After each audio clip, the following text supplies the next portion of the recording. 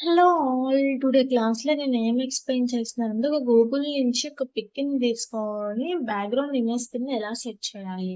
Like ఇప్పుడు మనం బ్రౌజర్‌ని open చేసి దాంట్లో పిక్ అని సెర్చ్ చేస్తే ఇలా సైట్ ఓపెన్ అవుతుంది. దానిలో సెర్చ్ బార్ అనేది మనకు కనిపిస్తుంది. సో, దాంట్లో మీకు నచ్చిన ఇమేజ్ అనేది సెట్ చేసుకోవచ్చు.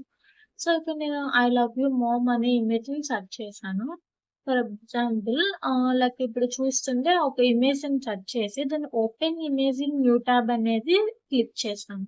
నెక్స్ట్ క్లిక్ చేసిన తర్వాత అప్పుడు అదేమవుతుంది ఓపెన్ ఇమేజ్ దాని యొక్క యూఆర్ఎల్ అనేది వస్తుంది. సో, ఆ యూఆర్ఎల్‌ని కాపీ పేస్ట్ చేసుకుంటాం.